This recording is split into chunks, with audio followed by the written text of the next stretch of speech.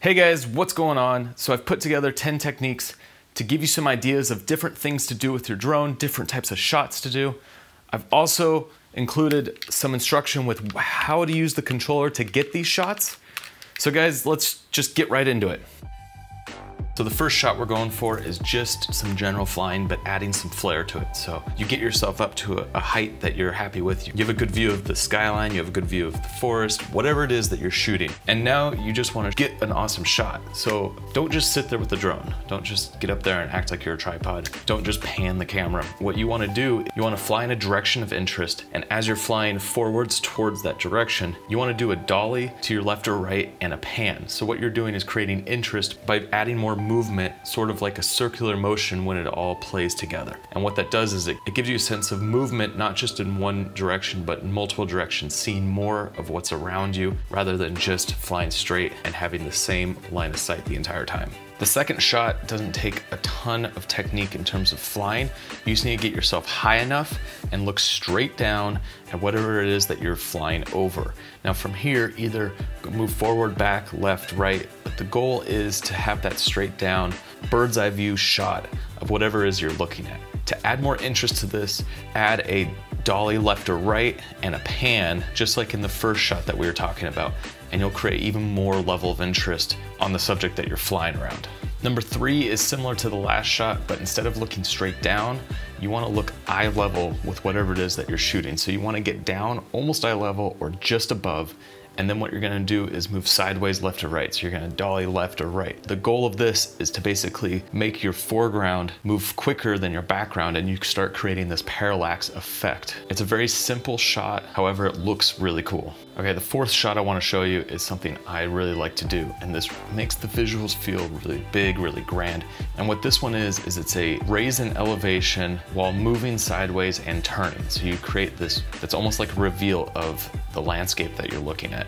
The next one is basically the reverse of that. So instead of going up, you're gonna move down. So you're gonna go down to the side and pan, and added on to that, we're gonna move forward or backward. So what you're doing is basically starting wide, showing the entire landscape, and then you're coming down into an object or a detail of that landscape. And when you do this, you really create emphasis on whatever it is that you're coming down to. So it could be a person, it could be an object, it could be anything, but it just drives more focus and it makes more interest in that object. Number 6 is an awesome shot because what you do is you start really small, tight on an object, a place, a person, anything, and then from there you pull back and raise up. So it's 2 directions of motions, backwards and upwards. And what that does is it's gonna reveal the landscape around the object. This is a great shot to use when you want to reveal where you're at, where you want to put context around where this object sits in some massive landscape. Number 7 is a little bit trickier to pull off because now we're adding in some movements with the camera up and down. Up until now, all these shots are done with the camera stationary. Some of my favorite shots are doing these types of motions, but then adding in a camera movement.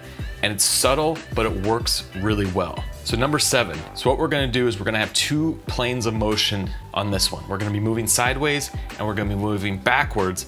And then on top of that, you're gonna bring the camera up. So what you're doing is you're starting in on an object and you're pulling back and revealing using 3 different planes of motion. It's a really cool shot. So number 8 is again a camera movement. We're gonna be pushing in on a subject and at the same time you're gonna be tilting the camera down. So for example, like a hiker, you're moving in on that hiker and you're bringing the camera up and over. So you're going from a view of the landscape to overhead, showing directly down a bird's eye view. Number 9 is one of my favorite shots. So this one takes an object in motion.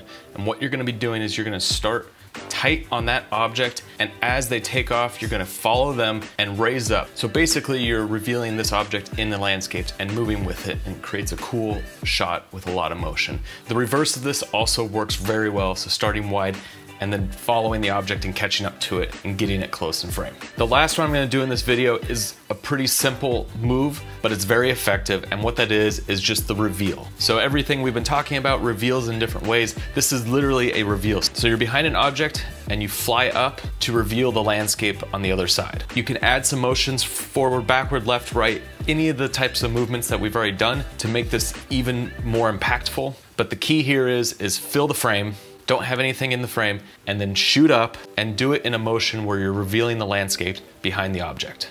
I love using this one all the time. All right, guys, thanks for watching. I hope this helps. I hope this gives you some ideas of what to do the next time you're out and you're flying. As always, make sure you subscribe. Guys, if you want to see more of these videos, I'd love to hear about it. So put some feedback in the comments below, and we'll see you on the next one.